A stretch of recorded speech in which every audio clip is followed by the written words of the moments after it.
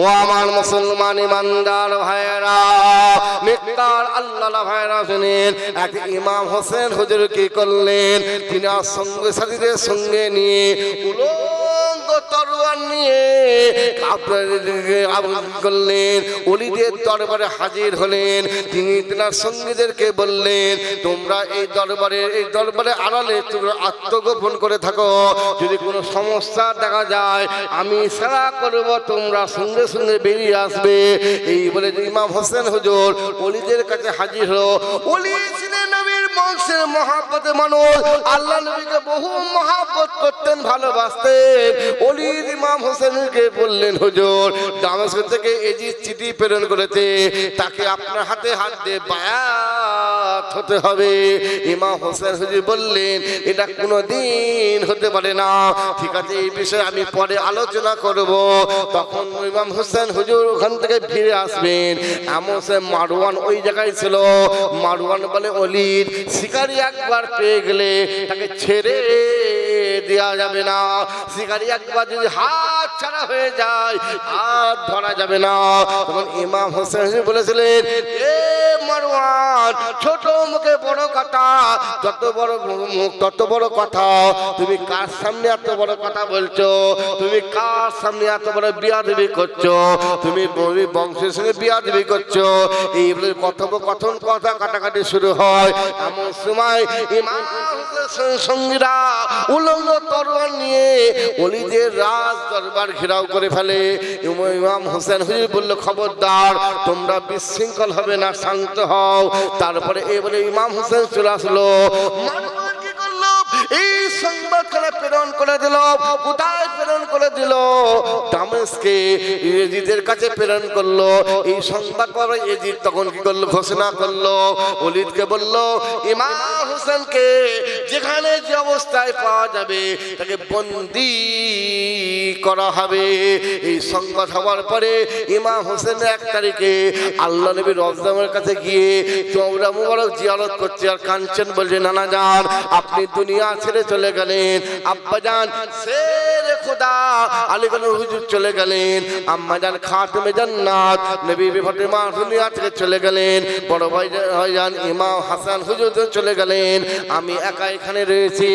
আমার প্রতি রাজ আইন চালু হয়েছে, জুলুম অত্যাচার শুরু হয়ে গেছে, আমাকে ধরলে বন্দী করা হবে।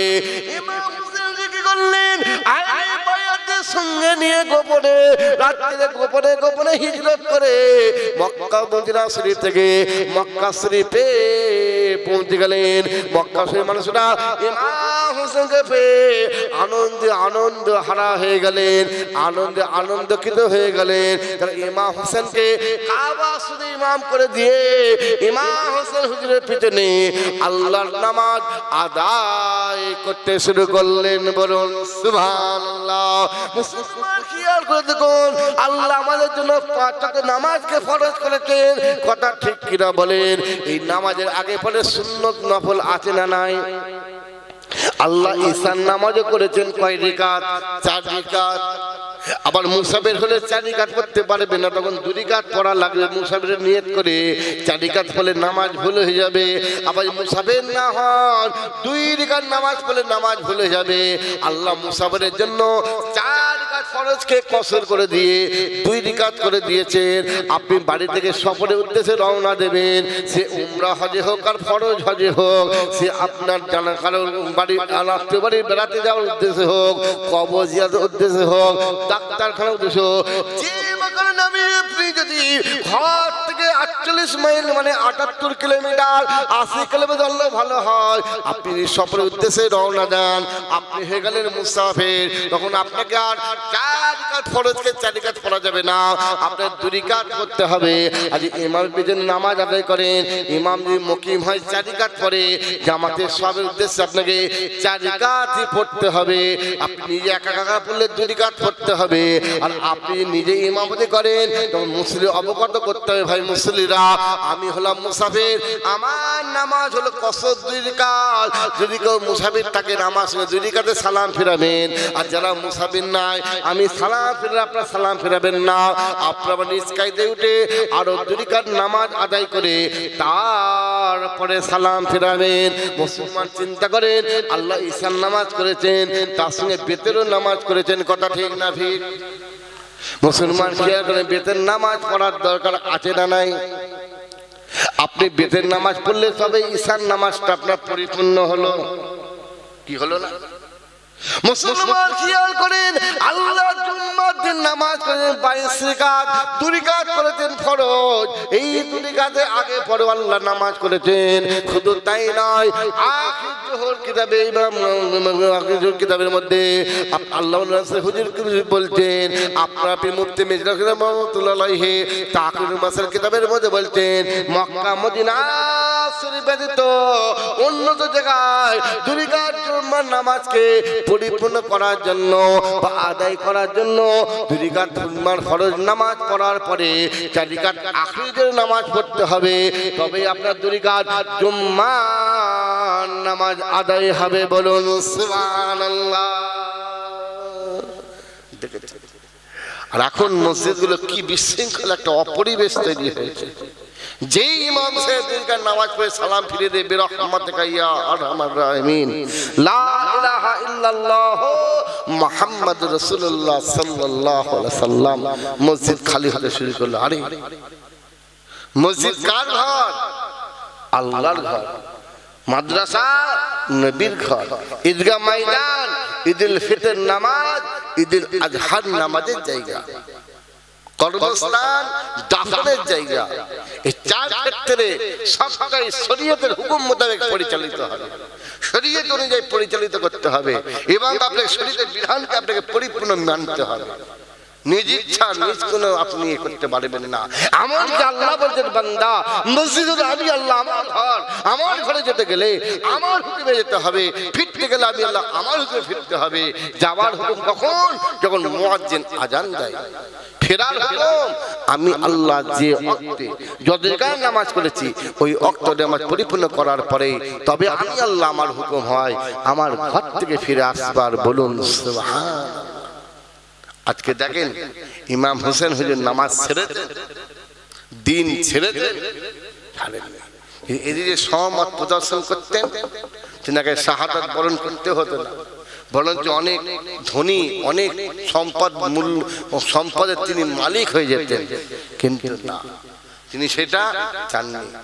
তিনি ইসলামের জন্য, দিনের জন্য, দিন ইসলামের জন্য কি করলেন? শাহাদাত বরণ করলেন এবং সেজদায় হালতে তিনি কি করলো? শাহাদাত করলো। তিনি এখনো সেজদারত অবস্থায় রয়েছেন। বলুন সুবহানাল্লাহ। কাদের জন্য? আপনার আমার নবীর উম্মত উম্মতদের শিক্ষা দানের জন্য। ইমাম হোসেন হুজুর এবারে কাবা শরীফে ইমামতি করছেন।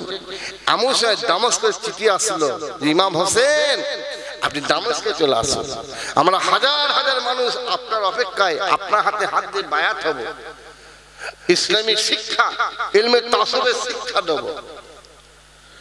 তাহলে একটা জিনিস এখানে বুঝবার আছে, একটা জিনিস এখানে বুঝবার আছে, কি বলেন তো? ইমাম হোসেন হুজুরের সঙ্গে এজিদের কি নিয়ে ঝগড়া ছিল, কি নিয়ে দ্বন্দ্ব ছিল? বায়াত। এজিদ বলে আমার কাছে বায়াত হতে হবে, ইমাম হোসেন বলে না, তোমার মতো পাপিষ্ট, পাপী, নিকৃষ্ট, নাদান তার কাছে আমি বায়াত হব না। আর আমার সিলসিলার মধ্যে ওই একই জিনিস হয়েছে, বায়াত। পীর ধরো, পীরের হাতে হাত দিয়ে বায়াত হও, ইলমে তাসাউফে আল্লাহ জিকির করো, জিকিরের নিয়ত আল্লাহ করে দিয়েছেন। আয় আল্লাহ তাআলা, আমি আমার কলবের দিয়ে মুতাজ্জা আছি, বুঝেছেন? বামের সে 2 আঙ্গুল নিচে হলো কলব, আর ডানের সে 2 আঙ্গুল নিচে হলো রূহের মাকাম। কলব হলো একটা গোষ্ঠের টুকরা, একটা গোষ্ঠের টুকরা যেটা জিকির করলে কি হয়, সেই গোষ্ঠের টুকরার ময়লা পরিষ্কার হয়, কলবের ময়লা পরিষ্কার হয়, হ্যাঁ, অন্তর তুলে ঈমানটা মজবুতি হয়, আল্লাহ জীবনে সাগীরা গুনাহ মাফ করে দেয়। তা আমরা যখন নিয়ত করি আল্লাহ তাআলা আমি আমার কলবের যে মুতাজ্জা আছি, আমার জনাব পীর সাহেব দাদা পীর সাহেব কলব ওসিলা হইয়া, দাদা হুজুরের কলবের ওসিলা হইয়া আমার কলব আল্লাহ পাকের জাত পাকের যে মুতাজ্জা আছে, আল্লাহ পাকের জাত পাকতে কাদিয়া তরিকার নিসবত অনুযায়ী একজন বি জিকিরের ফায়দ আমাদের কাছে আসো, ইয়া আল্লাহ আল্লাহ আল্লাহ জিকির। তারপরে নফিস ওদেরকে লা ইলাহা ইল্লাল্লাহ, লা ইলাহা ইল্লাল্লাহ, মাঝে মাঝে মুহাম্মদ রাসূলুল্লাহ সাল্লাল্লাহু আলাইহি ওয়াসাল্লাম, তারপর তওয়াকে জিকির। মুসলমান আমার দাদা হুজুরকে ওরা চার তরিকার পীর ছিলেন, চার তরিকার পীর, চার তরিকা আমল করেছিলেন। আমরা যদি তিনার সিলসিলার মুরিদ মুতাকিদিন মুহাব্বতের মানুষ, সিলসিলার অনুসারী মানুষ হয়ে যদি একটা তরিকা আমল না করতে পারি, তাহলে আমরা কি পীরকে কিভাবে মানলাম, পীরকে আমরা কিভাবে কতটা ভালোবাসতে পারলাম বাস্তবে? মুখে শুধু বললে হবে না, বাস্তবে রূপ দিতে হবে। ভালোবাসতে পারলাম, একটু চিন্তা করে দেখেন। খবরদার, আমাদের পীর শুধু পীর না, পীরের মতো পীর, হাক্কানি পীর মুজাদ্দিদে জামান ছিলেন। বলুন সুবহান। কিতাবে আসছে আল্লাহর ওলিরা, আল্লাহর ওলিরা যে কবরস্থানের পাশ দিয়ে হেঁটে চলে যায়, ওই কবরস্থানের কবরবাসীর কবরে আযাব হয়, আল্লাহ 40 দিনের জন্য আযাব থেকে নাজাত দান করেন। বলুন সুবহান। আল্লাহর ওলিদের মুখমন্ডলে চেয়ে দেখলে, আল্লাহর ওলিদের মুখমন্ডলে চেয়ে দেখলে আল্লাহ জীবনের সাগীরা গুনাহগুলো মাফ করে দেয়। বলুন সুবহান। বুঝেছেন? তা কথা হচ্ছে আমাদের এই যে আমরা দেখেছি বা আমরা ঘটনা শুনেছি কারবালা, এটা শুধু ঘটনা নয়, এটা শুধু ইতিহাস নয়, এটা মুসলিম সমাজকে, মুসলিম জাতিকে এবং আমাদের বংশ পরম্পরা সকলকে শিক্ষার একটা আলো, শিক্ষার একটা জায়গা আল্লাহ তৈরি করেছেন, যাতে আমরা কি হয়, আমরা আমাদের ভুল ভ্রান্তিগুলো সংশোধন করে পরিপূর্ণ ইসলামের পথে আমরা নিয়োজিত হতে পারি। কথা ঠিক না ভুল? যেমন ফেরাউন আল্লাহ রেখে দিয়েছেন যে কিয়ামত পর্যন্ত থাকবে, সবাই দেখবে যে ফেরাউন নিজেকে খোদা বলে দাবি করার শাস্তি কি। বুঝতে পেরেছেন? খবরদার। ইমাম হুসাইনের কাছে এই পত্র আসলো, ইমাম হুসাইন মক্কার মানুষদের বললো, মক্কাবাসীরা দেখো দেখো দামেস্ক থেকে পত্র এসেছে, আমাকে সেখানে যেতে হবে। বুঝেছেন? আমাকে সেখানে যেতে হবে, আমি সেখানে যে আমি সেখানে তারা আমার হাতে বায়াত হবে, হ্যাঁ আমি তারা আমার কাছে বায়াত হবে, ইসলামী শিক্ষা নেবে, আর কুফা থেকে পত্র এসেছে, আমি সেখানে যাব। মক্কার মানুষরা বললো, হুজুর বিয়াদবি মাফ করবেন, আমরা আপনাকে কুফায় যেতে দেবো না, কুফায় যেতে দেবো না। কেন? আমরা কুফাবাসীদের বিশ্বাস করি না। ওই কুফাবাসীরা শেরে খোদা আপনার আব্বাজান আলী কাদের হুজুরকে তারা কি করেছে? কতল করেছে। ও আমার মুসলমান ইমানদার ভাইরা, নেককার আল্লাহ ভাইরা শুনেন, এরপরে আবার পত্র আসতে থাকে, আবার পত্র থেকে এইভাবে পত্র আসতে আসতে শেষ পত্র প্রেরণ হলো। শুনেন শুনেন, আপনি কুফায় চলে আসেন, কুফায় চলে আসেন, আমরা কুফাবাসীরা আপনার অপেক্ষায় ইন্তজারে রয়েছে, আমরা আপনার হাতে হাত দিয়ে বায়াত হয়ে ইসলামী শিক্ষা দীক্ষা গ্রহণ করতে চাই, আমরা ইসলামী শিক্ষা অর্জন করতে চাই। আমরা একাধিক মানুষ সই করে প্রেরণ করেছে, আর আপনি না আসেন, আপনি আল্লাহর কাছে দায়ীগ্রস্ত হবেন। এই সংবাদ আসার পরে ইমাম হুসাইন বলল, দেখো দেখো বাবা, এতগুলো মানুষ তারা সই শনাক্ত করে তারা কি করেছে? বিশ্বাসের সঙ্গে আমায় পত্র প্রেরণ করেছে, বাবা আমায় কুফায় যেতে হবে, কুফাবাসীরা আমার অপেক্ষায় রয়েছে, তারা আমার ইন্তজার করছে। মক্কার মানুষেরা বলেছিল, হুজুর বিয়াদবি মাফ করবেন না, না না না, আমরা আপনাকে কুফায় যেতে দেব না, যদি যেতে হয় ইমাম মুসলিমকে প্রেরণ করা হবে। ইমাম মুসলিম হুজুর সেখানে সেখানে গিয়ে কুফার পরিস্থিতি সমস্ত কিছু দেখার পরে যখন আপনাকে পত্র প্রেরণ করবে, তারপরে আপনি কুফায় যেতে পারবেন। ইমাম মুসলিম হুজুর তিনার দুই ছোট পুত্র 6-7 বছরের পুত্র মোহাম্মদ ইব্রাহিমকে সঙ্গে নিয়ে কুফায় পৌঁছে গেলেন। কুফায় রওনা দিয়ে কুফায় পৌঁছে গিয়ে কুফার জামে মসজিদে মাগরিবের নামাজ জামাতে আদায় করলেন। কুফার মানুষরা দেখে বড়ই খুশি হয়ে গেলেন, আনন্দিত হয়ে গেলেন। একে একে একে ইমাম মুসলিমের হাতে বায়াত শুরু করলেন।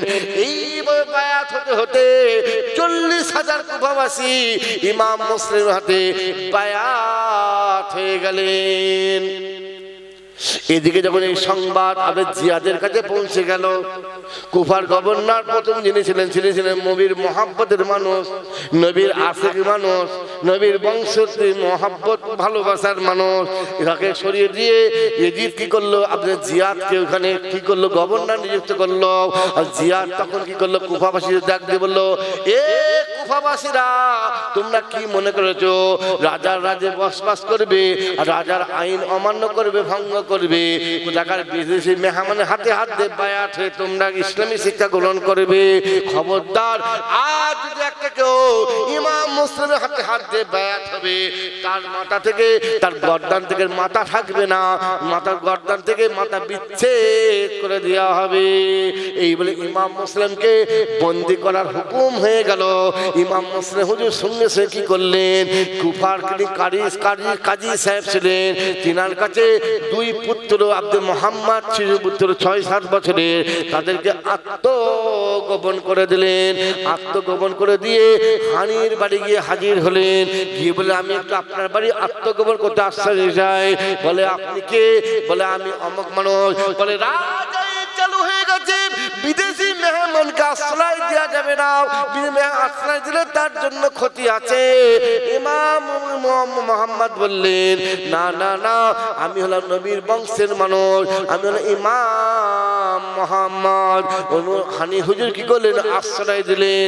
এদিকে ইমাম হোসেন, এদিকে কি করলো, এদিকে তিনাকে আর খুঁজে পাওয়া গেল না। খুঁজে না পাওয়ার কারণে একাধিক জায়গায় জিয়াদ তালাশ শুরু করলো। তালাশ করতে করতে যখন আর খুঁজে পাওয়া যায় না, আবু জিয়াদের একজন কৃতদাস ছিল, খরিদ করা কৃতদাস, কিনে রাখা কৃতদাস, তাকে দেখে বললো, শোন, যদি তুই ইমাম মুসলিমকে খুঁজে দিতে পারিস, তোকে একাধিক টাকা পয়সায় আমি অনেক টাকা পয়সা পুরস্কৃত করব, আর তোকে আমি গোলাম থেকে আজাদ করে দেবো। আবু জিয়াদের গোলাম কি করলো, পরনে লম্বা পেড়ার পরে মাথায় টুপি পাগড়ি দিয়ে হাতে তসবিহ তেলাওয়াত করতে করতে কুফার জামে মসজিদে হাজির হলো ইমাম মুসলিমের সন্ধানের জন্য। কুফার জামে মসজিদে মাগরিবের নামাজ হলো। জামাতের নামাজ হওয়ার পরে নামাজ মুসল্লিরা একে একে সব নামাজ পড়ে চলে গেল, কিন্তু ইমাম মুসলিমকে সে দেখতে পেল না। দেখতে পেলে একজন বুজুর্গ মানুষ, ওলি মানুষ, ওই মসজিদে বসে বসে আল্লাহর জিকির করছেন। এখন জিয়াদের খরিদ করার কিন্তু দাস বসে রইল। অনেকদিন পরে যখন আল্লাহ বুজুর্গ মানুষটার শেষ হয়ে গেল, তখন বলে, হুজুর আপনি কে? আমি তাকে চিনি না। যাই হোক, নবীর বংশের মানুষ, খুব ইমাম মুসলিম এসেছে, আমি শাম দেশ থেকে এসেছি, আমি 300 দিরহাম নিয়ে তিনাকে নজরানা দেবো, তিনার হাতে হাতে বায়াত হয়ে আমি ইলমে মারিফাতের শিক্ষা অর্জন করবো বলে, হুজুর আপনি কি তিনার সংবাদ বা তিনার খোঁজ আমাকে দিতে পারবেন? দেখেছেন মুনাফিক কাকে বলে? তাই কোরআন থেকে বলছেন, ইন্নাল মুনাফিকিনা ফির দারসি আসফালিন মিনান নার। আল্লাহর ওলি বান্দা, মাহবুব শরীফ বান্দা, তিনি অনেক চুপ করে থাকলেন। চুপ করে থেকে বললেন, বাবা, আমি যদি তোমাকে ইমাম মুহাম্মদের ঠিকানা দিই, তুমি কাউকে বলবে না, বলো তো? বলছে, হুজুর আল্লাহর কসম করে মসজিদে বসে বলছি, কাউকে বলবো না। আল্লাহর কসম করে মসজিদে বসে বলছি, কাউকে বলবো না। বুঝেছেন? এখনো কিছু মানুষ দেখবেন, বক্তা গো অটকাতে এসে ঘন ঘন মেম্বারে বসে বসে কসম খায়, ঘন ঘন কসম খায় মেম্বারে বসে। আমরা তো সবাইকে চিনতে পারি না, চিনতে যাই না। আমাদের মুরব্বীরা কি বলতেন, বাবারা যাত্রার কিতাব পড়া যাবে না, যাত্রার লেখা কিতাব পড়া যাবে না। কিতাব পড়তে গেলে কিতাবের নাম ও লেখককে তার বিষয়ে অবগত তারপরে পড়তে হবে। অতএব যাত্রার ওয়াজ শোনা যাবে না। আর বিশেষ করে ইউটিউবে যাত্রার ওয়াজ শুনবেন না। কেন? চার ইমাম আছে, চার মুজাব আছে। আমরা হলাম আহলে সুন্নাত জামাতের মানুষ, আমরা হলাম হানাফি মুজাবের মানুষ, আমরা ইমাম আবু হানিফার বদরসের মানুষ। আবার ইমাম শাফি মতের আছে, ইমাম আহমদ বিন হাম্বলের মতে আছে। বুঝেছেন? আপনি সেই মতদর্শের আলেমে যদি ওয়াজ শুনেন তাহলে আপনার আবার কি হবে? আকীদা বিগড়ে যাবে। আর সবথেকে ইসলামের বড় বিষয় হলো আকায়েদ, মানে আকীদা। আকীদা যদি ঠিক থাকে সব ঠিক। আকীদা গড়বড় তো ঈমান গড়বড়, ঈমান গড়বড় তো সব শেষ। বুঝেছেন? কথা হচ্ছে খবরদার, ভুল করবেন না। বুঝেছেন? কেন অনেকে হাত তুলে নামাজ পড়ছে, অনেকে হাত দিয়ে নামাজ পড়ছে, অনেকে জোরে আমিন বলছে, কেউ বল হ্যাঁ, বিভিন্ন রকমের মুজাবের মানুষ আছে। তার সঙ্গে আপনি আমি এক করতে গেলে হবে না। আপনি আমি হাত তুলে তো ভুল হয়ে যাবে। ইমামে আজম আবু হানিফা হুজুর বলছেন নামাজের সময় পুরুষরা হাত বাঁধে নামিয়ে যে মহিলা বুকের উপরে, ইমাম শেষ করলে মনে মনে আমিন বলবে। ইমাম শাফি বলছেন না, নামাজের সময় পুরুষ মহিলা উভয় হাত বাঁধে বুকের উপরে, ইমাম সূরা ফাতিহা শেষ করলে জোরে আমিন বলবে। বুঝতে পেরেছেন? মুসলমানের মধ্যে কোনো ভাগ নাই। মুসলমানের মধ্যে তো দুইটা ভাগ। মুসলমানদের মধ্যে মাত্র দুইটা ভাগ, একটা হলো শিয়া, একটা হলো সুন্নি। আমরা হলাম সুন্নি মুজাবের মানুষ, সুন্নি জামাতের মানুষ। আর সুন্নিদের মধ্যে চারটে ইমাম আছে, যে যার ইমামে অনুসারী হতে হবে। ক্লাস 10 পর্যন্ত আপনার ছেলে মেয়ে যে স্কুলে পড়বে, যত ছেলে মেয়ে পড়বে একই ক্লাসে পড়বে, একই বই পড়বে বা একই কিতাব পড়বে, একই শিক্ষকের কাছে পড়বে, সবকিছু এক। যখনই 11 চলে যাবে আর এক থাকবে, আর এক থাকবে না, তখন হয়ে গেল ভাগ। Arts, commerce, science. যে সায়েন্স নিয়ে পড়বে সায়েন্সের কিতাব পড়বে, সায়েন্সের কিতাব ক্লাসে পড়বে, সায়েন্সের মাস্টারটাকে পড়াবে।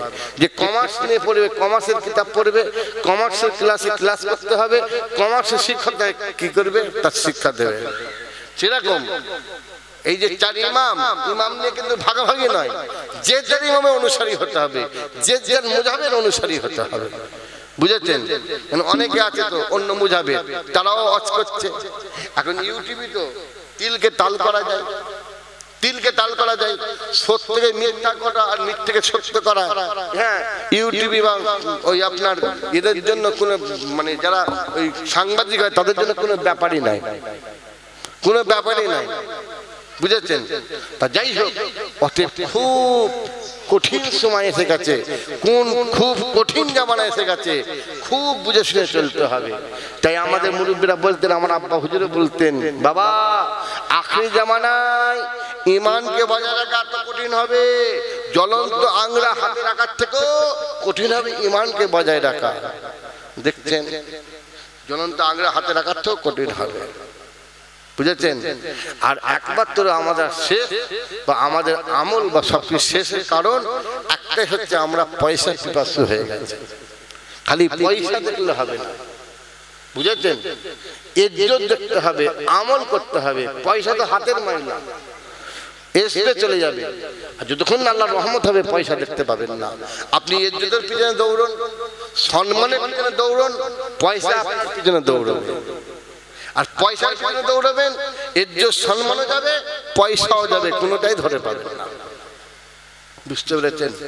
তো যাই হোক, লম্বা চড়া নাই, সংক্ষিপ্ত করি।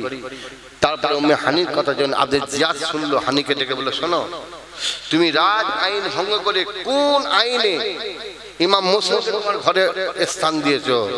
বলে, আমি রাজ আইন ভঙ্গ করে দিইনি। আল্লাহ শরীরের বিধান, কোনো মেহমান বা মেজবান যদি কারোর বাড়ি যায় তার খাই খেদমত, তার মেহমানদারি করতে হবে। ও যে ইমাম মুসলিম আমার তুলে দাও। বলে, না, তোমার মতো নিকৃষ্ট পাপিষ্ট আব্দুল জিয়াদের, তোমার মতো জিয়াদের হাতে আমি ইমাম তুলে দেবো? আমার মতো সবচেয়ে হানি যে দুনিয়া ছেড়ে চলে যায় তাও ভালো, আমি তোমার নিকৃষ্ট পাপিষ্ট হাতে আমি ইমাম মুসলিমে তুলতে পারবো না। হানিকে কি করলো, কতল করে দিল, দিয়ে ইমাম মুসলিমকে ধরতে শুরু করলো। হুজুরকে ধরে নিয়ে যখন ওই রাজ ফটকের ভিতরে নিয়ে গেল, ওরা কি করলো, তরবারি আঘাতে একভাবে হুজুরের গর্দানটির মুন্ড বিচ্ছেদ করে দিল। এদিকে কুফার কাজী সাহেব কাঁদছেন, আর দুই ছোট 6-7 বাচ্চা তাদের মাথায় আর গায়ে হাত বুলাচ্ছেন, চোখ দিয়ে কাজী সাহেবের টপ টপ করে পানি পড়ছে। মোহাম্মদ ইব্রাহিম বলছে, কাজী সাহেব আপনি এমন করে কাঁদেন কেন? যেমন কারোর বাপ মারা গেলে তাদের সান্ত্বনা দিয়ে কেউ কাঁদে, তাহলে কি আমাদের আব্বাজান ইমাম মুসলিম কি আর দুনিয়ায় না?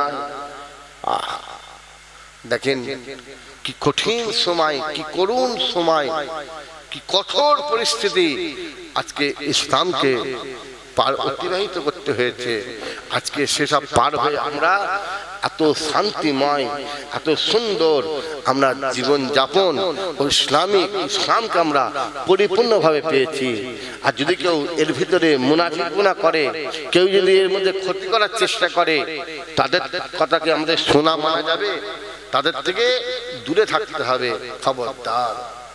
আর আজকে এই মুনাফিক আর মিথ্যা আমাদের শেষ করে ফেলেছে। মুসলমানের জন্য অন্য কোনো কম ক্ষতি করেনি, আমরা দোষ দিই অন্য কম অন্য ধর্মের মানুষের নামে, এটা সম্পূর্ণ ভুল, বুঝেছেন? আর মুনাফিক দেখতে চান যদি আমি আপনাদের বলে দেবো ঠিকানা, কোথায় দেখা যায়। যদি রাগ না করেন তাহলে বলবো, রাগ করবেন না তো? আমি সকলকে উদ্দেশ্যে বলছি না। দেখবেন চায়ের দোকানে ঘন্টার পর ঘন্টা বসে বসে বড় বড় ডায়লগ দিচ্ছে, ফতোয়াবাজি করছে, এক কাপ চা খেয়ে। ওইখানে বেশি মুনাফিক চায়ের দোকানে পাবেন, ওই চায়ের দোকানে বেশি মুনাফিকের আনাগোনা, ওইখানে বড় বড় ডায়লগ ফতোয়া চলছে দেখবেন, বুঝেছেন? আর কিছু আছে শিক্ষা নিয়ে বিষয় আলোচনা করে, শিক্ষা। আর এরা শিক্ষা নিয়ে আলোচনা করবে না, খালি হুজ্জুতি করবে, গাজুয়ারি দ্বন্দ্ব করবে, আর গলাবাজি করে হকটাকে সত্যটাকে চেপে দিয়ে বেহক আর মিথ্যাটাকে উপরে তুলে দেবে। এরাই হলো মুনাফিক। এদের কাজই হচ্ছে খালি মুনাফিকুনা করা। কোথায় গেলে মুনাফিকুনা করতে পারবে সেইখানে খুঁজে খুঁজে ওরা ওই চায়ের দোকানের লোক চা খেয়ে একটু বিশ্রাম নাই বা একটু বসে থাকে, একটু সুস্থি নাই, ওই জায়গাটায় গিয়ে ওইখানে গিয়ে খুঁচা মারি। বুঝেছেন? ভালো কাজে গেলে শয়তান খুঁচা মারে, আছিস কেন, চল ভালো শুনে। হ্যাঁ, সেরকম খবরদার। আজকে ইসলাম শেষ হয়েছে মুনাফিকের জন্য আর মিথ্যার জন্য। আল্লাহ কোরআন পাকে বলেন, ইয়া আইয়ুহাল্লাযীনা আমানুত্তাকুল্লাহা ওয়া কুনু মা'আস সাদিকিন, হে আমার ঈমানদার বান্দা বান্দীরা, তোমরা আমি আল্লাহ আমাকে ভয় করো, ওয়া কুনু মা'আস সাদিকিন, সত্যবাদীদের দলভুক্ত হও।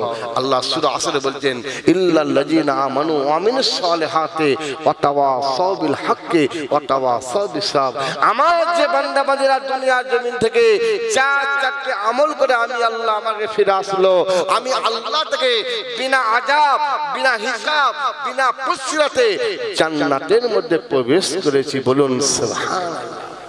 প্রবেশ করাবো আমি তাদের। এই চারটে আমলের মধ্যে এক নম্বর ঈমান।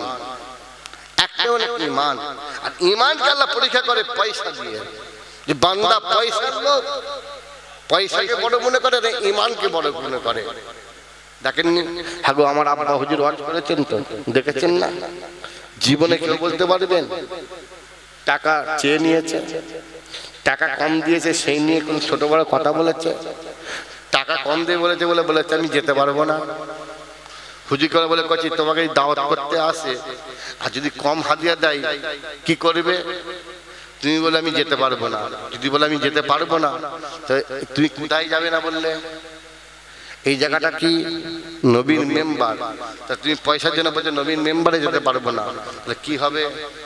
হ্যাঁ, হাদিয়া নজরানা বলবে যে ভাই এখন তো দিনকাল একটু খরচা পানি বেড়েছে, দিনকাল পরিস্থিতি তো বুঝতেই পারছেন, আগের মতো নাই, সঙ্গে লোকজন আছে, গাড়ি ঘোড়া নিয়ে আসা, হাদিয়া নজরানাটা একটু ঠিকঠাক করে দেবেন, একটু বিচার বিবেচনা করে দেবেন। হ্যাঁ, এইভাবে বলবে, কম বেশি আলাপ আলোচনা করবে। খবরদার দাবি করে, ন্যায্য করে, আদায় করে জলসা করতে যাবে না। আর যখন থেকে দাবি শুরু হয়েছে, আদায় করা শুরু হয়েছে, আর জলসার হাদিয়া বেড়ে গেছে, অমনি সমাজের মধ্যে বিশৃঙ্খল তৈরি হয়ে গেছে। আমার দাদা হুজুর কেবলা সিলসিলার দাদা হুজুর বংশে আওলাদ যারা আছেন, এছাড়া যারা দাদা হুজুর কেবলা সিলসিলার যারা অরিজিনাল আলেমে হাক্কানি কিতাবি আলেম যারা কিতাবে দিয়ে ওয়াজ করত, আমরা দাদাপীর বংশী আওলাদ বলে আমাদের অসুবিধা হচ্ছে না, কিন্তু তাদের মধ্যে মানুষগুলো মুখ লুকিয়ে ফেলেছে লজ্জায়। কেন? এখানে গেলে তো আমার ইজ্জত হবে না, যে এসে গজব বলতে পারবে, গজব করতে পারবে, তার উপর সম্মান সবাই, তারপর সবাই দৌড়বে। বুঝেছেন? আমার আব্বা হুজুর বলতেন, বাবা এখন আর গজল হচ্ছে না গো, গজলের নামে গজব হচ্ছে, গজলের নামে গজব হচ্ছে। যে সুর দিয়ে টান দিয়ে গজল গাইতে পারবে সে বিশাল বড় বক্তা, বিশাল বড় আলেম। আরে বুঝেছেন? এখন তাদেরই বাজার। আর যারা সত্যিকারের কিতাব পড়েছে, নাসি কিতাব পড়ে কিতাবি আলেম হয়েছে, আলেমে হাক্কানি হয়েছে, আমার মুফতি মির্জা হুজুর বলেন, বাবারা এলেম অর্জন করলে পরে তো আলেম হওয়া যায় না, এলেম অর্জন করে আলেম হওয়া যায় না, এলেম অর্জনের পরে আমল করতে হবে, তবেই পরে কিন্তু আলেম হওয়া যাবে। মুফতি পড়লে মুফতি সার্টিফিকেট পাওয়া যায়, পরে কিন্তু মুফতি হওয়া যায় না। আল্লাহ শরীয়তের পরিভাষায় তাফাক্কারু ফিদ্দীন, যার মধ্যে দ্বীনের ফিকিহ থাকবে সে হলো প্রকৃত মুফতি। বলুন সুবহান। কত মিথ্যে আলেম হচ্ছে, কত মিথ্যে মুফতি হচ্ছে, কত মিথ্যে মুফতি হচ্ছে। আমার আব্বাজান হুজুরকে তিনজন সন্তান। আমার বড় ভাই হলেন পীরজাদা মৌলানা মোহাম্মদ আব্দুল গফুর সিদ্দিকী ভাই, দীর্ঘ বছর আগে ইন্তেকাল করেছেন, দুনিয়া থেকে বিদায় নিয়ে চলে গেছেন। তারপর আমার মেজো ভাই আছে, তারপরে আমি গুনাহগার ছোট ভাই, আপনাদের ছোট ভাই। আমার আব্বাজান হুজুরের কোনো ছেলে মুফতি নয়, কোনো ছেলে মুফতি পড়েও নেই। আমার আব্বাজান হুজুরের কোনো ছেলে মুফতি পড়েও নেই, মুফতি নয়। আর আমার আব্বাজান হুজুর কোনো ছেলে একে আলিগড় বিশ্ববিদ্যালয়ে পড়াশোনা করেন। আমি গুনাহগার গেছিলাম একটু ছোটকে ফুটকে দারুল নাদুল্লামায় পড়াশোনা করতে। তা কম বেশি 2 বছর পড়াশোনা করেছি, ব্রাঞ্চে পড়েছি 2.5 বছরের মতো, 4.5 বছর পড়েছি। তাছাড়া যা আছে এই এখানেই আছে, পশ্চিমবঙ্গের মধ্যে দাদা হুজুরের মাদ্রাসার মধ্যে। বুঝেছেন? কেউ কেউ আবার সাক্ষীও দিচ্ছে, হ্যাঁ অমুক হুজুর অমুক ছেলে মুফতি। শুনেন, মিথ্যে কথা বলা যেমন কাবিরা গুনাহ, মিথ্যা সাক্ষী দেওয়া হলো কাবিরা গুনাহ। যে মিথ্যা বললো, যে গুনাহগার হলো, যে সাজার হকদার হলো, বা সে সাজা আল্লাহ তার জন্য যে সাজা করেছেন, আর যে মিথ্যা সাক্ষী দেবে তার জন্য একই সাজা, একই গুনাহ। ওই জন্য কোনো জিনিস বলার আগে ভালো করে যাচাই বাছাই করে জেনে বলতে হবে। তাই ইসলাম বুঝে কোনো কথা শোনার পরে অন্যকে বলো না, কোনো কথা শোনার পরে আগে সত্য মিথ্যা যাচাই করো, সত্য হয় তবেই তুমি অন্যকে বলো, নচেত নয়। আর আমাদের পেটে আমরা শুনলেই পেটে কিলবিল কিলবিল করে, কখনো বলবো কখনো বলবো, কাকে শোনো শোনো কি বলছে, একটা কথা বলো কাউকে বলবে না, বুঝেছো? ও শুনে কিলবিল করছে, কাকে বলে কাকে শোনো শোনো কি বলছে, একটা কথা বলবো কাউকে বলবে না, বুঝেছো? তোমার নিজের ব্যক্তিগত কথা, বুঝতে পারছো? হয়েছে জানো, এই কাউকে বলবে না, কাউকে বলবে, সারা গ্রাম জেনে গেছে কাউকে বলবে না। বুঝেছেন? ও আমার মুসলমান ইমানদার ভাইয়েরা, নেককার আল্লাহওয়ালা ভাইয়েরা, শুনেন, আল্লাহ 4টে আমলের কথা বলেছেন। এই 4টে আমলে 1 নম্বর হলো ঈমান, 2 নম্বর হলো নেক আমল। নেক আমল যত বেশি বেশি দুনিয়ায় করতে পারবেন, কবরে শুয়ে শুয়ে তত বেশি বেশি নেকি বা সওয়াব পাবেন। আবার বদ আমল করলে গুনাহ পেতে হবে। আল্লাহ 3 নম্বর বললেন, একে পরস্পরকে একে অপরকে পরস্পরকে সত্যের উপর দিতে হবে, সত্যের দাওয়াত দিতে হবে। তার মানে হলো সত্য কথা বলতে হবে, সত্য পথে চলতে হবে, হক কথা বলতে হবে, হক পথে চলতে হবে।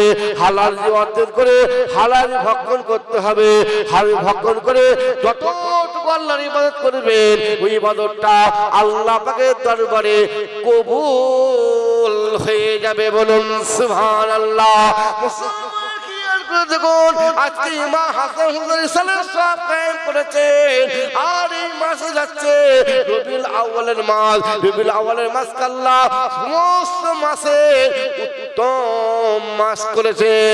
যেমন আল্লাহ রমজান শরীফ মাসকে আল্লাহ তোমার নিয়ামতের মাস, রহমতের মাস, বরকতের মাস করেছেন। আল্লাহ বলেন যদি আমি আল্লাহ আমার মনেটা মনোপছন্দ 30টা রোজা আদায় করতে পারে, আমি আল্লাহ তাদের জন্য খুশির সংবাদ দুইটা। একটা হলো যখন শেষে রোজা শেষে ইফতারি নিয়ে সামনে বসে থাকে আজান বা সময়ের অপেক্ষায়, আর ঈদুল ফিতরের নামাজ, এই একটা খুশি। আর একটা খুশি হলো আমি আল্লাহ যারা আমার মনেটা মনোপছন্দ রোজা রাখতে পারবে, আমি আল্লাহ স্বয়ং নিজে তাদের সঙ্গে সাক্ষাৎ করব, দিদার করব। বলেন সুবহানাল্লাহ। আমার মনে রাখবেন আল্লাহ রমজান শরীফ মাসে তারাবির নামাজ করেছেন। ওই তারাবির নামাজটা আমার আল্লাহ তাআলা 20 রাকাত করেছেন। আপনি শুরু তারাবি পড়েন আর খতম তারাবি পড়েন, আপনাকে 20 রাকাত করতে হবে। 8 রাকাত করলে 12 রাকাত করলে তারাবির নামাজ আদায় হবে না। আল্লাহ যে বান্দাদের খুশির সংবাদ দিলেন কেন?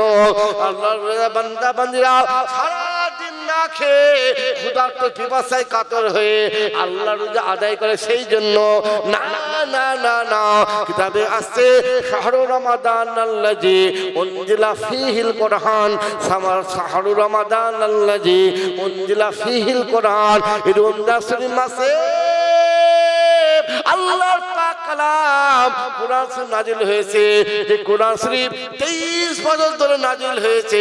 এই রমজান শরীফ নাজিল হওয়ার কারণে আল্লাহ রমজান শরীফ মাসকে নিয়ামতের মাস, রহমতের মাস, বরকতের মাস করেছেন। আর রবিউল আউয়াল মাসে আমার নবী দুনিয়ায় তাশরীফ নিয়ে এসেছিলেন, দুনিয়া থেকে বিদায় নিয়েছিলেন। সেই জন্য আমার আল্লাহ তাআলা অন্যান্য মাসের থেকে এই মাসটাকে আল্লাহ অতি উত্তম মাস করেছেন। বলুন সুবহানাল্লাহ। রবিউল আউয়ালের মাস, হ্যাঁ, আমার নবীর আগমনের মাস, আমার নবীর আগমনের মাস। আবার এই মাসে নবী বিদায় নিয়েছেন, কিন্তু নবী বিদায় নিয়েছেন কথা ঠিক, কিন্তু নবী তো পুরোপুরি বিদায় নেয়নি।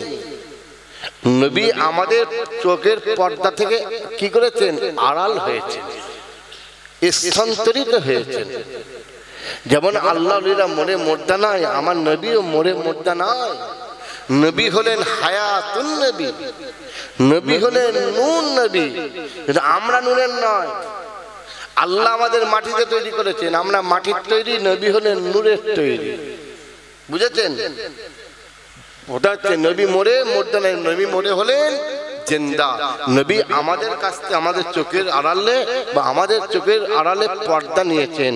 হুজুর এখনো জিন্দা অবস্থায়, জিন্দা রুহানি হালতে, রুহানি হালতে জিন্দা অবস্থায় মদিনাতুল মুনাওয়ারাতে মসজিদে নববীতে শুয়ে শুয়ে ইয়া হাবলে উম্মতি, ইয়া হাবলে উম্মতি বলে আল্লাহর ফিকির করছেন। বলুন সুবহানাল্লাহ। আমরা উম্মতে, আমাদের কোনো ফিকির নেই, কোনো জিকির নেই। বুঝেছেন?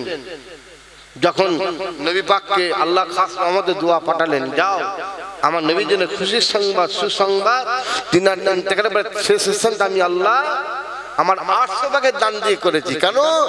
যে দুনিয়ার জমিনে তিনার দ্বন্দ্ব মোবারক শহীদ হয়েছে, যে দুনিয়ার তিনার খুন মোবারক লেগে রয়েছে, যে দুনিয়ার জমিনে তিনার খুন মোবারক ধরেছে, তিনার ইন্তেকালের পর শেষ সন্তান আমি দুনিয়ার জমিনে করব না, আমি আল্লাহ আমার 800 ভাগের দান দিয়ে করব। নবী নিয়েছিলেন না।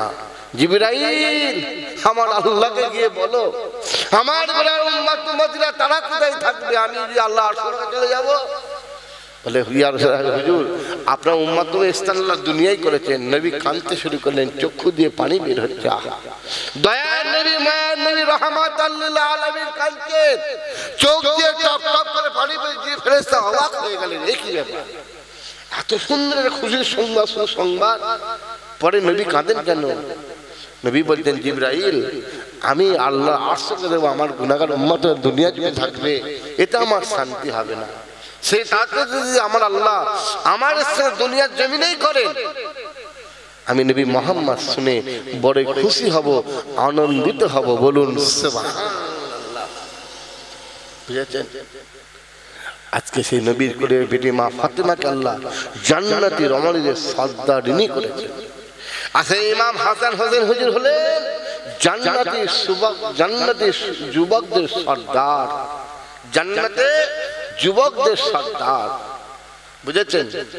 তা কথা হচ্ছে, আচ্ছা সেই ইমাম হাসান সালের স্বভাব আমরা মহরমের ঘটনা শুনেছি, অনেক বড় লম্বা ঘটনা। বুঝেছেন? তাই আমি আপনাদের বলবো, তিনাদের অনুকরণ করতে হবে। আতিউল্লাহ ওয়া আতিউর রাসূল ওয়া উলিল আমরি মিনকুম। আল্লাহ বলেন তোমরা আল্লাহর রাসূলের অনুকরণ করো। আল্লাহর রাসূলের অনুকরণ কার? আল্লাহ আল্লাহর রাসূলের অনুকরণ। তারপর বলেন ওয়া উলিল আমরি মিনকুম, হাক্কানি পীর, হাক্কানি আল্লাহ ওলিদের অনুকরণ করো। কিতাবে আসছে। বুঝেছেন? হ্যাঁ, পীর আবার আরেকটা আছে ভাইজান, তারপরে এই পীরের সঙ্গে মিশলে ভুল হবে, সেটাতে বিদাতি পীর। কবরে ফুল দেয়, কবরে চাঁদর দেয়, কবর সিজদা করে, কবর চুম্বন করে, কবর তওয়াফ করে, আবার কবর তওয়াফ করে আবার দুদিন পর আবার কি নতুন নিয়ম চালু হবে। বুঝেছেন? আবার কি চালু হবে। হ্যাঁ, তাদের নামাজ লাগে না, নিয়ত করলে নামাজ হয়ে যায়। তাদের রোজা রাখে না, নিয়ত করলে রোজা, তাদের সবটাই নিয়তের উপর হয়ে যায়।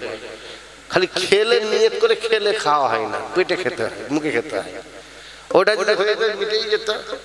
হ্যাঁ, তা কথা হচ্ছে খবরদার, শয়তান খালি বিগড়াতে চায়, কিন্তু আমাদের সেদিকে লক্ষ্য করতে হবে। আর আমাদের সকলের মাতার শিরতাজ, আমাদের সকলের মাতার মুকুট, আমাদের সকলের নয়নের মণি আমার দাদা হুজুরকে ফাঁসি কেবলা আমাদের মাথার উপর রয়েছেন। তিনাদের নেক রুহানির দোয়া আমাদের কাছে রয়েছেন। যদি আমরা তিনাদের কথা একটু অনুসরণ করে চলি, তাহলে দেখবেন দুনিয়ার কোনো দোষ, দুশ্মন, বালা, মুসিবত, শের, জাদু, জিন্নাত আপনার ক্ষতি করতে পারবে না। বলুন সুবহানাল্লাহ। আল্লাহ চারটা আমলে বলতে, দ্বিতীয় বললেন নেক আমল, তৃতীয় বলে দাওয়াত দিতে হবে। মানে সত্য কথা বলতে হবে, সত্য পথে চলতে হবে, হক কথা বলতে হবে, হক পথে চলতে হবে, হালাল রুজি অর্জন করে হালাল রুজি ভক্ষণ করতে হবে, হালাল ইবাদত আল্লাহ পাকের দরবারে কবুল হয়ে যাবে। 4 নম্বর, একেবারে পরস্পরকে সবরের তাগিদ করতে হবে, সবরের উপদেশ দিতে হবে মুসলমান। এই 4টে আমল আল্লাহ বলে যে করে আসতে পারবে, আমি আল্লাহ তাকে বিনা আযাব, বিনা হিসাব, বিনা পুরসিরাতে জান্নাতের মধ্যে প্রবেশ করাবো। বলুন সুবহানাল্লাহ। দুসবেন আল্লাহুম্মা সাল্লি আলা সাইয়্যিদিনা ওয়া আলা আলি সাইয়্যিদিনা। इसके का क्या मजा है, इसके का क्या मजा है, किसी आशिक को पूछना चाहिए। इसके महबूबे खुदा दिल के से हासिल नहीं, लाखों मोमिन हो मगर ईमानों में कामिल नहीं। अल्लाहुम्मा सल्ली अला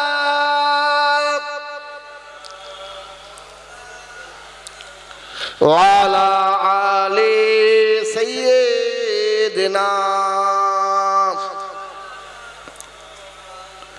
আমার মুসলমান ইমানদার ভাইরা, নেককার আল্লাহ ভাইরা, আল্লাহ নবী ইমামতি করতেন, নবীর সাহাবারা নবীর পিছনে নামাজ আদায় করতেন। নবী কি করতেন? সাহাবাদের সামনে ওয়াজ করতেন, কোরআন হাদিসের বিষয়ে গুরুত্বপূর্ণ আলোচনা করতেন। এক তারিখে নবী আমার সাহাবাদের ডাক দিয়ে বললেন, আমার সাহাবারা, আজকে আসরের নামাজের পরে আমি তোমাদেরকে একটা গুরুত্বপূর্ণ ওয়াজ করব। কি ওয়াজ? গুরুত্বপূর্ণ ওয়াজ। শুধু ওয়াজ করব না, যে ওয়াজটা করব সেটা চোখেও দেখাবো। তার মানে কি বুঝে গেল? ওয়াজ শুধু শোনা যায় না, ওয়াজ চোখেও দেখা যায়। বুঝেছেন? হুজুর ওয়াজটা শুনছি, চোখে কি করে দেখা যাবে? হ্যাঁ, যখন এই জলসা হওয়ার পরে আগামী কাল থেকে দেখবেন আমার এই মসজিদ, আপনাদের গ্রামের মসজিদের মুসল্লি গতকালের থেকে আগামী কাল থেকে পরিমাণটা বেড়েছে, তখন বুঝবেন গতকাল রাত্রে যে ওয়াজ হয়েছে আমি গুনাহগার করে গেলাম। আমার বলে আমার ছোট ভাই পীরজাদা আলহাজ মাওলানা মোহাম্মদ আবু জাহ সিদ্দিকী ভাই আসবেন, ওয়াজ করবেন। দাদা পে আবু হামসা আল্লাহ যারা ওয়াজ করে গেছে, এই ওয়াজটা দেখা যাচ্ছে। বর্তমানে আমার মা বোনেরা যেভাবে পর্দাকে জর্দা তৈরি করে ঘুরে বেড়াচ্ছে, আগামী কাল থেকে এই পরিমাণটা বা পর্দার পরিমাণ বেড়েছে, বা আমার মা বোনরা পর্দার সঙ্গে আদরের সঙ্গে চলাফেরা করছে। পর্দা মানে শুধু বোরকা পরে দিয়ে বসে থাকলে সব ঢেকে দেওয়া নয়, আর পর্দা মানে হচ্ছে ঘরে ফিরে ঢুকে তালা মেরে দাও, মা বোনদের ঘরে ভরে তালা মেরে দাও, এটাও পর্দা নাই। পর্দা মানে হচ্ছে মুসলমান মহিলারা তোমরা তোমার শরীরকে পরিপূর্ণভাবে ঢাকো, শরীয়ত মোতাবেক চলাফেরা ওঠা বসা করো। বুঝেছেন? এছাড়া আরো পর্দার ভাগ রয়েছে, যাই হোক আমি বিস্তারিত যাচ্ছি না। যখন দেখবেন মা বোনেরা হচ্ছে, তখন দেখবেন না আগামী গতকাল রাতে যে ওয়াজ হয়েছে সে ওয়াজ কি চোখে দেখা যাচ্ছে। আল্লাহ আমাদের কাফন করে দেন 3টা, মহিলার করে দিয়েছেন 5টা, 2টা বেশি করে দিয়ে বললেন আমার উম্মতেরা শোনো, আমি তোমার মা বোনদের জন্য পর্দা ফরজ করেছি, তার বাস্তব নিদর্শন আমি কাফনে দেখিয়ে দিয়েছি। পুরুষ মানুষ মারা গেলে কাফনের কাপড় 3টা, মহিলা হলে 5টা। বুঝেছেন? এই নামাজ ফরজ, আল্লাহর ফরজ নামাজ না পড়লে যে গুনাহ, ফরজ না রাখলে যে গুনাহ, ফরজ আমল ইবাদত না করলে যে গুনাহ, পর্দা করাটাও হলো ফরজ, সেটাও না করলে একই গুনাহ। এবার গরিব বড় লোক আল্লাহ তো সব জানেন, আমরা তার বান্দা বান্দা, তাই না? অতএব সেখানে আমাদের আপনাকে আমাকে বিচার করতে গেলে হবে না, শরীয়তকে মেনে চলতে হবে। কারণ কবর কঠিন জায়গা। সমস্যা কোথায় হয়ে গেছে বলেন তো? সবচেয়ে বড় সমস্যা হয়ে গেছে, যারা যাচ্ছে সব তো চলে যাচ্ছে, একটা কেউ ফিরছে না। একটা দিকে ফিরতে পারতো তাহলে একটু আমরা বুঝতে পারতাম, আর তাহলে এত আল্লাহ গজব দিয়েও আমরা পরিবর্তন হচ্ছি না। একবার ডিসকোরোগ হয়ে একটু পরিবর্তন হয়েছিল, মসজিদ কদিন ভর্তি হয়েছিল, এত বড় করোনা চলে গেল, শত শত হাজার হাজার মানুষ মরে গেল, এত বড় একটা গজব আমরা বুঝতে পারি না। আর আল্লাহ এইভাবে আমাদের একাধিক গজব দেবেন, গজব দিয়ে দিয়ে দিয়ে দিয়ে শুধরাবেন। তাতে যে আমরা শুধরে যাই ভালো, না শুধরালে শেষকালে আর কোনো রাস্তা নেই। যেমন ছেলে মেয়ে অন্যায় করলে মা বাপ বারবার বারবার বুঝায়, তাদের সান্ত্বনা দেয়, তাদের বুঝায়, তাদের বোধ শক্তিকে প্রখর করে, তাদের বিভিন্নভাবে তাদের পরীক্ষা নিরীক্ষা করে। তা আল্লাহ সেরকম আমাদের বুঝাচ্ছেন বা জানাচ্ছেন, অবগত করছেন, বা আমাদের পরীক্ষা নিচ্ছেন, আমাদের পরীক্ষা নিচ্ছেন। বুঝেছেন? আর যদি আপনি শরীয়তকে অমান্য করে চলেন তাহলে তো আপনার ক্ষতি হবে। বুঝেছেন? যাই হোক, কথা হচ্ছে নবী সাহাব আর খুশি হয়ে গেলেন, আল্লাহ নবী আমাদের ওয়াজ করবেন, আবার চোখও দেখাবেন।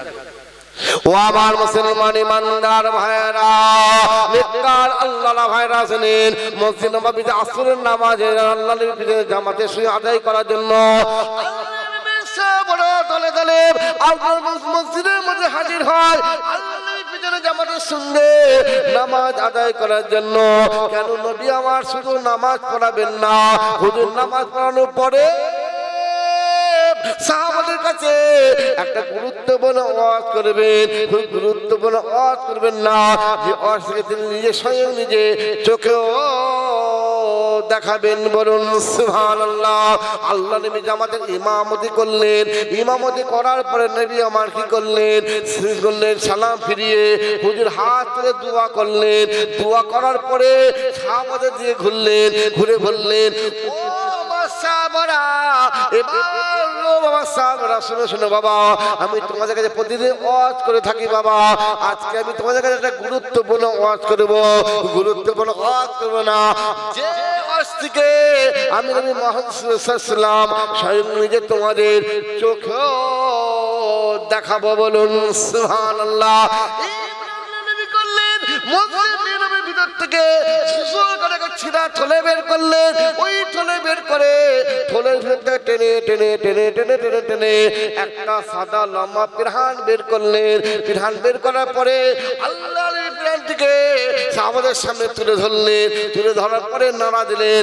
নাড়া দেওয়ার সঙ্গে সঙ্গে জানা যায় ওই পিরহান থেকে নূরের আলো চমকে থাকে।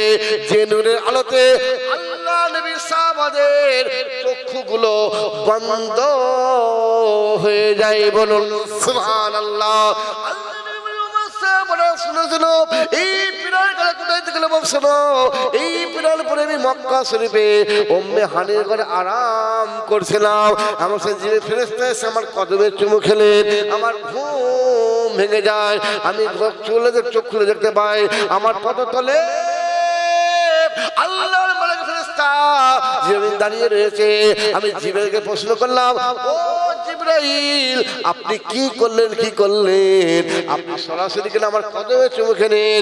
ফেরেশতা যখন বলেছিলেন, ইয়া রাসূলুল্লাহ, ইয়া হাবিবাল্লাহ হুজুর, যেভাবে আপনি ঘুম থেকে জাগানোর জন্য বা ঘুম থেকে ওঠানোর জন্য আমার আল্লাহ তাআলা আমাকে হুকুম বা আদেশ করেছেন, আমি সেইভাবে আপনি ঘুম থেকে জাগিয়েছি, বলুন সুবহানাল্লাহ।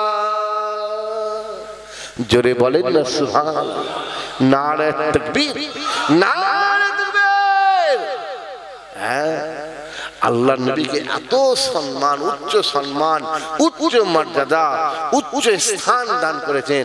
যেখানে জিবে ফেরেশতাকে বলে, যাও আমার নবী যেন কষ্ট না হয়, তিনার কি করে তিনার পা মুবারকে চুমু খেয়ে, কদমে সরাসরি চুমু খাবে, খেয়ে ঘুম থেকে তুলবে। এখানে ইসলাম শিক্ষা দিচ্ছে, যখন কোনো মানুষ ঘুমায়, সে বড় হোক, ছোট আর মাঝারি হোক আর ছোট হোক, মহিলা হোক আর পুরুষ হোক, আর মুরব্বী হোক, যেই হোক, ঘুম থেকে উঠাতে গেলে আস্তে আস্তে সহানুভূতির সঙ্গে উঠাতে হবে। হঠাৎ করে এই করতে পারবে না, কি আবার না, ঘুম থেকে উঠাতে গেলে আস্তে আস্তে সহানুভূতির সঙ্গে উঠাতে হবে। কারণ মানুষ যখন ঘুমায়, মানুষের সমস্ত শরীর অঙ্গ প্রত্যঙ্গগুলো নিস্তেজ হয়ে যায়। আর যখন আস্তে আস্তে শুনবেন, আস্তে সজাগ হবে, ঘুম থেকে উঠবে। আর দেখবেন হট করে তুলে দেবে, উঠে পড়বে, কথা বলবেন, মানে ধাঁধা বলে না, ধাঁধা খেয়ে গেছে, ধাঁধা খেয়ে যাবে, বুঝেছেন? তারপরে দেখবেন মনটা মানে মিজাজটা কড়া হয়ে আছে, মানে কাঁচা ঘুমে উঠে পড়া, যেটাকে আমরা বলি, এক কথায় বলি না, কাঁচা ঘুমে উঠে পড়েছে। হঠাৎ ঘুম ভেঙে গেছে, মাথা ঝিমঝিম করছে, কেউ কোনো কথা বললেও রাগ ধরছে শুনতে, একটা কিছু কথা বলতে গেলেও রাগ ধরছে, বুঝেছেন? ঘুম শরীরের জন্য একটা বিশাল বড় খোরাক। যেমন পেটের খোরাক খাদ্য, শরীরের খোরাক হলো ঘুম। আপনাকে পরিপূর্ণ একটা পর্যাপ্ত নিয়ম অনুযায়ী, বয়স অনুযায়ী নিয়ম আছে ঘুমানো, সেই অনুযায়ী আপনাকে ঘুমাতে হবে, না হলে আপনার শরীরকে আপনি কি করবেন, আপনি রাখতে পারবেন না। হ্যাঁ, আমল করতে গেলে, তসবিহ করতে গেলে, জিকির করতে গেলে যে আপনি না ঘুমিয়ে করেন রাত থেকে, সে রাত জাগা আর এমনি রাত জাগা এক নয়। ইচ্ছা করে বাইরে ঘুরে বা গল্প করে বা মোবাইল থেকে রাত পার করে অল্প ঘুমালেন, আর আমল ইবাদের সঙ্গে ঘুম করে রাত পার করলেন, দুটো কিন্তু এক নয়। ওই আমল ইবাদত রাত জেগে করার পরে যখন আপনি যেটুখানি ঘুমাবেন, অল্প সময় আল্লাহ পরিপূর্ণ ঘুমটাকে পরিপূর্ণ করে দেবেন। এটা আল্লাহর রহমত হবে, আল্লাহর বরকত দান করবেন। খবরদার। ওই জন্য কি হয় বলেন তো, অনেক বয়স হয়ে গেলে না, একটু হয়ে গেলে, চাচা কি হলো, বলছে আর বলবে না বাবা, বয়স হয়ে গেছে তো, নার্ভের সমস্যা এসে গেছে। তার মানে কি আগে এরকম করেছে, জোর করে তুলে দিয়েছে, হট করে উঠে গেছে। এই একটা জিনিস, এই একটা জিনিস আমাদের ক্ষতিকর।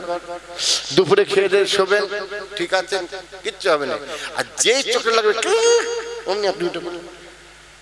হ্যাঁ, তাতে উঠে হ্যালো, এই যে আপনি ঘুমটা ভেঙে গেল, এতে আপনার কি হলো, নার্ভের সমস্যা এসে গেল। সেই সমস্যাটা যখন বয়স অধিক হবে টের পাবে। আর একটা জিনিস জেনে রাখবেন, নার্ভের nut, sugar, thyroid, cholesterol, uric acid, এই ধরনের কতগুলো রোগ আছে।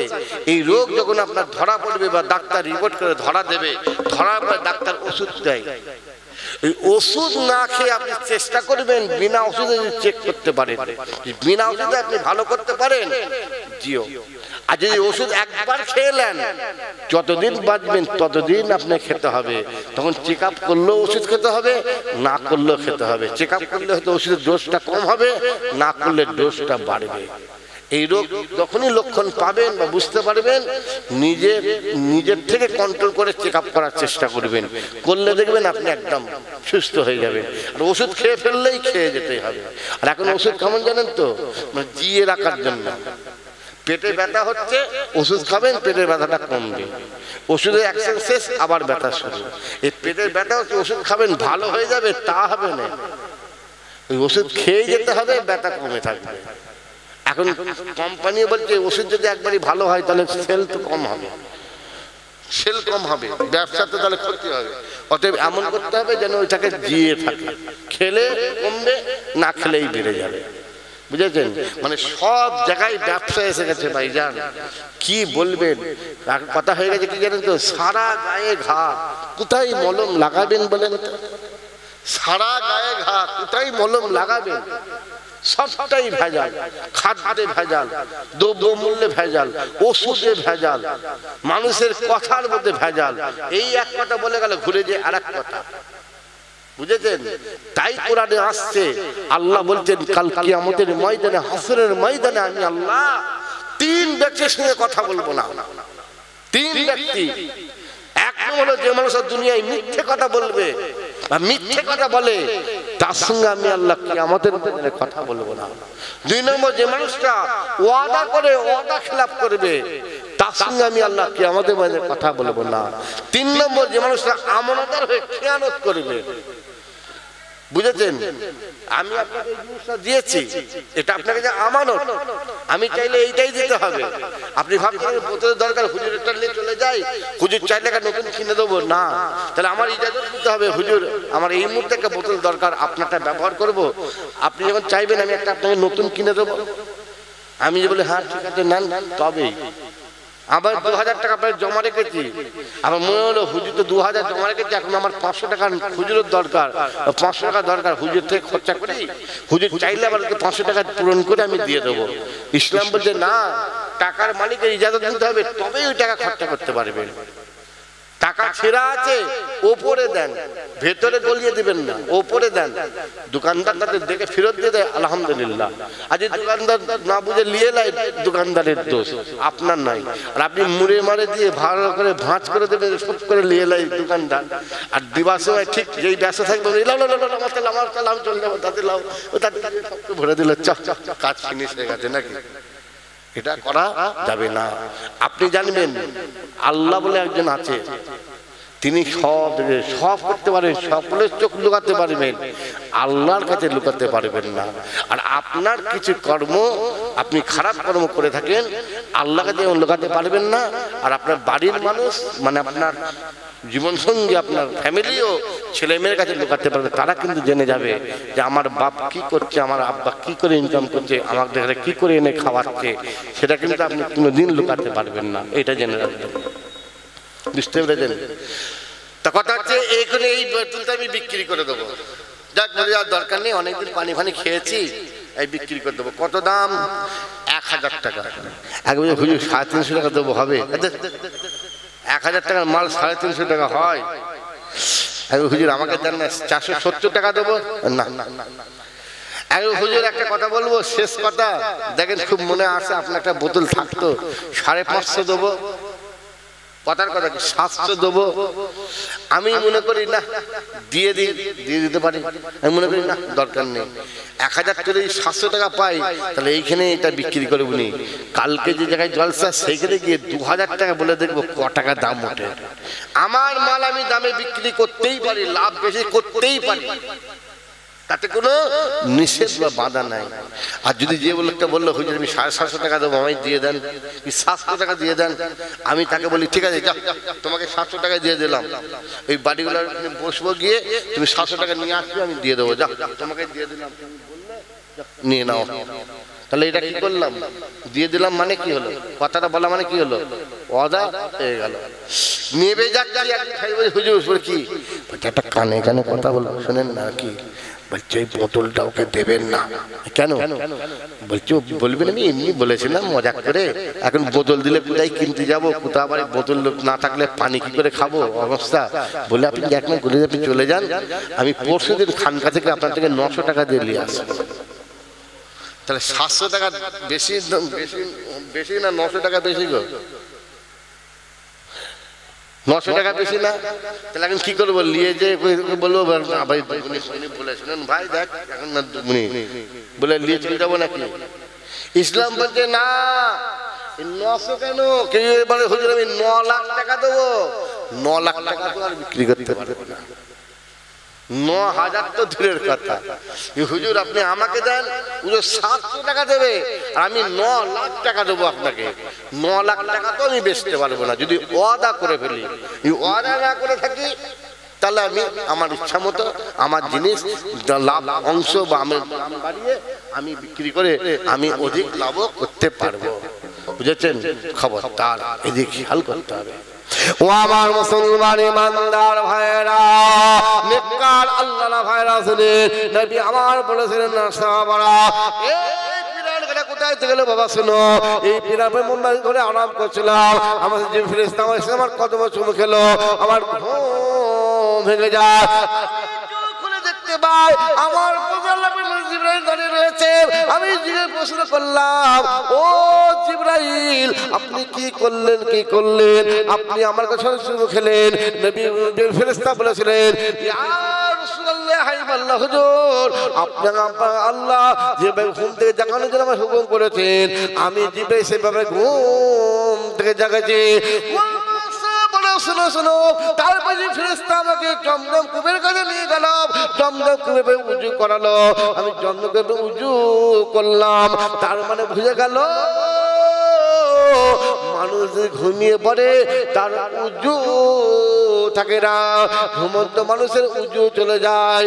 আপনি মসজিদ জুম্মার দিন গেছেন নামাজ পড়ার জন্য, উজু করে মসজিদ প্রবেশ করেছেন, আপনি সুন্নত নামাজ পড়ে আপনি খুতবার অপেক্ষায় বসে রয়েছেন, বা খুতবা হচ্ছে, এমন সময় আপনার ঘুমের তন্ত্র এসেছে, আপনি তখন ঝুঁকছেন।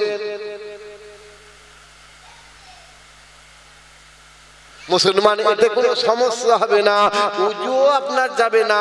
কিন্তু যদি কেউ ঘুমের যন্ত্রণার জন্য মসজিদ দেয়ালে বা থেমে হেলান দিয়ে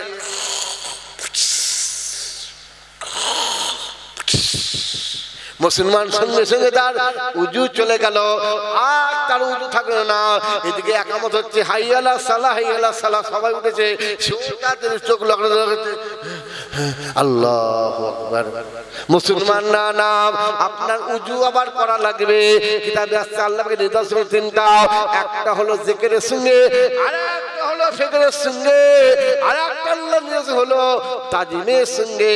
তাজিমের মধ্যে আল্লাহ প্রথম নাম বলতেন বাইতুল্লাহ, আল্লাহর ঘর কাবা শরীফের তাজিম করতে হবে। কাবা তাজিম হলো উজু করে পাক হয়ে কাবা শরীফ তওয়াফ করতে হবে, বিনা কাবা শরীফ তওয়াফ করা যাবে না। এটা হলো কাবা শরীফের তাজিম। শুধু তাই নয়, পিশাব পায়খানায় বসতে গেলে, থুতু ফেলতে গেলে উত্তর পূর্ব পশ্চিম মুখে ফেলা, আপনার উত্তর দক্ষিণ মুখে বসতে হবে। পিশাব পায়খানায় বসতে গেলে পূর্ব পশ্চিমে মুখ করে বা পিঠ করে বসা যাবে না। তাজিম করার জন্য, সম্মান করার জন্য পিশাব পায়খানায় বসতে গেলে উত্তর পূর্ব কোন দিকে মুখ করে বসতে হবে, পিঠ করে বসতে হবে। থুতু ফেলতে গেলে কাবা শরীফে মুখ করে থুতু ফেলা যাবে না, অন্যদিকে মুখ করে থুতু ফেলতে হবে। কাবা শরীফে পা করা যাবে না, কাবা শরীফের সম্মান আদায়ার্থে অন্যদিকে পা করতে হবে। আল্লাহ দিকে বললেন কিতাবুল্লাহ, আমার আল্লাহ আমার কাবা কিতাবুল্লাহ, আমার পাক রসে ইসলাম কি করতে হবে, তাজিম করতে হবে।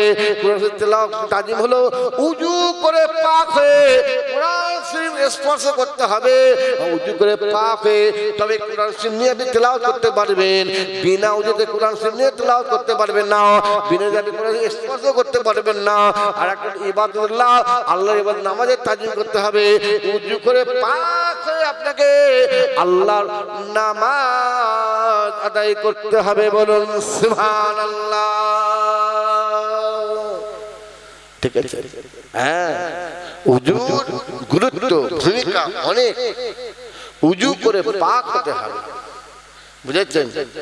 খবরদার ভুল করবেন না। সবসময় নিজের শরীরকে পাক রাখতে হবে, সবসময় নিজেকে পাক ভাবে চলতে হবে। কেন? কখন কার ডাক আসে আমরা কেউ বলতে পারবো না। কখন আল্লাহকে ডেকে নেবেন? অতএব আমাদের সর্বদা প্রস্তুত থাকতে হবে, তরু তাজা ঈমান নিয়ে পাক হয়ে থাকতে হবে। যখনই আল্লাহর ডাক আসবে আমরা যেন হাসি মুখে আল্লাহর ডাকে সাড়া দিয়ে বিদায় নিতে পারি। বলুন ইনশাআল্লাহ। তারপর নবী আমাদের সাহাবারা শোনো, আর পর যে ফেরেশতা কি করলো, আমাকে উত্তর পূর্ব কোন দিকে চেয়ে দেখলো। হুজুর এই দেখুন, আল্লাহ পাক জান্নাতে বোরাক প্রেরণ করেছে, আপনি তারপরে আরাম করে আল্লাহ আরশ পাকে যাবেন আল্লাহর সাথে সাক্ষাৎ করতে। আমি নবী মুহাম্মদ এই বিধান পরিধান করে জমজমে উজু করে এই পরিধান করে বোরাকের উপর আরোহণ করতে গেলাম। বোরাক নড়াচড়া করতে থাকে, জিমে ফেস হয়ে বোরাক খবরদার বিয়াদবি করবে না। তোমার উপর যিনি আরোহণ করছেন তিনি হলেন দো জাহানের বাদশা, বাদশাদের বাদশা তাজুল আহমদ মুস্তাফা হুজুর নূর সাল্লাল্লাহু আলাইহি ওয়াসাল্লাম। বলুন সুবহানাল্লাহ। আল্লাহ বুরাকের জবান খুলেছিলেন, বুরাক বলে ইয়া রাসূলুল্লাহ হাবিবাল্লাহ হুজুর, আমার আল্লাহ জান্নাতের মধ্যে শত শত বুরাক রয়েছে, তার মধ্যে থেকে আমার আল্লাহ আমাকে চয়ন করে প্রেরণ করেছে আপনাকে উদ্দাকাশ গমন করে নিয়ে যাওয়ার জন্য। আমার মনে একটা আশা আরজু রয়েছে। কি আশা? আপনি যেমন আমার উপর আরোহণ করে আপনার গুনাহগার উম্মত থেকে আমার আল্লাহ আরশ পাকে যাবেন, হুজুর একটা আপনি কথা দিন, কাল কিয়ামতের ময়দানে হাসরের মধ্যে আপনার গুনাহগার উম্মত যখন আপনি নফসি নফসি কাঁদতে থাকবে, আপনি আমার উপর আরোহণ করে আপনার গুনাহগার উম্মত হাউজে কাউসারের পানি পান করাবেন। নবী বলে বুরাক শোনো, যাও কাল কিয়ামতের হাসরের ময়দানে আমি নবী মুহাম্মদ তোমার উপর আরোহণ করে আমার গুনাহগার উম্মতকে হাউজে কাউসারের পানি পান করাবো। বলুন সুবহানাল্লাহ। ইন্না আতাইনাকাল কাউসার ফাসাল্লি লিরাব্বিকা ওয়ানহার ইন্না সানিয়াকা হুয়াল আবতার। নবী মুহাম্মদ আমি আল্লাহ আপনাকে হাউজে কাউসার দান করলাম। বুঝেছেন? আল্লাহর নবীকে কত নিয়ামত দিয়েছেন, কত রহমত নবীর প্রতি আল্লাহ প্রেরণ করেছেন। কাদের জন্য? তিনার গুনাহগার উম্মতিদের জন্য।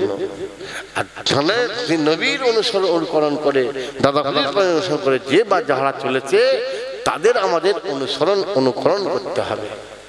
যেমন আমার আব্বা যারা হুজুর কিবলা রহমাতুল্লাহ আলাইহি দীর্ঘ কম বেশি 60 বছর দিনের খেদমত করেছেন। কত বছর? 60 বছর। 60 বছর।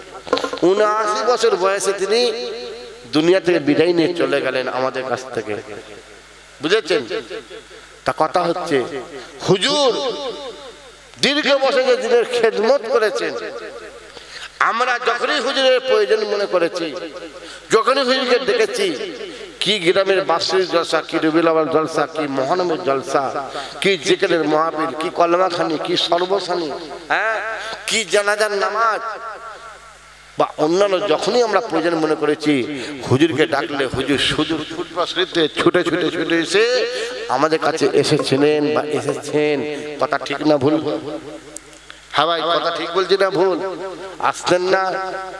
আপনাদের মুরব্বীদের রুহে মাখের উদ্দেশ্যে, আপনাদের আমলনামায় সবের উদ্দেশ্যে মাদকপুরে খানকা শরীফ করে গেলেন। প্রতি বাংলা মাসের 25 তারিখ যেখানে মাহফিল কায়েম করে গেলেন। হুজুর নিজের স্বার্থ বুঝতেন, নিজের স্বার্থ করতে চাইছেন। ওই টাকা ওই সম্পদ ফুরফুরা জমে নিয়ে গিয়ে নিজের ছেলেদের ভবিষ্যৎ করে দিতে পারতেন না? করতে পারতেন না? করেছেন না? এইখানে তার এখানকার মানুষরা এই আশপাশে যত গ্রামবাসীরা আছে, যত গ্রামবাসীরা তারা করবে, এই খানকা শরীফে আসবে, জিকির করবে, আল্লাহ তাদের আমল নামায় সওয়াব লিখবে, যে সাগিরা গুনাহ লিখবে, তাদের মাইম কবরবাসী আল্লাহ তাদের সকলে কবরে আমল নামায় সওয়াব লিখে দেবে। সেই জন্য কায়েম করে গেলেন খানকা শরীফ নিঃস্বার্থে। নিজের যদি কোনো স্বার্থ এখানে থাকতো, ওই কয়েক কোটি টাকার সম্পত্তিটা নিজের ছেলেদের ভবিষ্যতের জন্য ফুরফুরায় নিয়ে গিয়ে তৈরি করতে পারতো। যে ফুরফুরায় গেলে লোক পাবে নাই, পাবে না, আর ওখানে ফুলে গেলে এখন আপনারা আমাদের করবেন, বুঝেছেন? কিন্তু দুঃখের কথা, কয়েকজন মানুষ খানকার প্রচুর বড় দুশ্মন তৈরি হয়েছে, বিরোধ তৈরি হয়েছে, খানকার বিরোধী করছে। কারণ তাদের খানকায় কি করতে, তাদের খানকায় দায়িত্ব দেওয়া হয়নি। হুজুর কেবলা যাদের দায়িত্ব দিয়ে গেছেন, আমি গুনাহগার, তাদেরই দায়িত্ব দিয়ে রেখেছি। কারণ হুজুর কেবলা খানকা শরীফ আমাকে আমার বড় ভাই জানের ছেলেকে দিয়েছেন। হ্যাঁ, এখন হুজুর থেকে তুমি জোর করে দায়িত্ব দিতে হবে নাকি?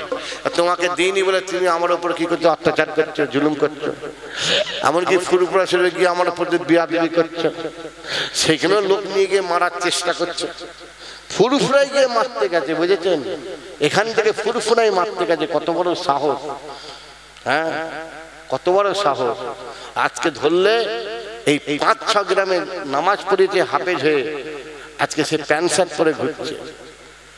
হাফেজের আলিফ থেকে ইয়া পর্যন্ত এক নিঃশ্বাসে বলতে পারবে কিনা সন্দেহ আছে, বুঝেছেন? আবার দালাল তৈরি হয়েছে, মরলে কার ঘরে মরছে, কার ঘরে সর্বশেষ, কার ঘরে কলমহানি হচ্ছে, ঘুরে ঘুরে এজেন্ট হিসাবে তুলছে, তুলে দাওয়াত দিলে সেখান থেকে মাল করি পাবে, বুঝেছেন? এখন আমাদের লাইনে দালাল তৈরি হয়ে গেছে, বুঝেছেন? ভালো দালালি চলছে আমাদের লাইনে, বুঝেছেন? ফুরফুরাই গিয়ে বিয়াদবি করছে। কোথায় করছিস রে, কোথায় বলছিস রে? ওরে বাপরে, তেজ কি, ক্ষমতা কি! আমি তো ভাবলাম এই ক্ষমতা তো ওদের নয়, ওদের উপরে ভুল করা, রাগ করা আমার ভুল, ওদের তৈরি করাচ্ছে ক্ষমতা, বুঝেছেন? কথা হচ্ছে কি বলবেন, ওপরে থুতু ফেললে নিজের গায়ে পড়বে।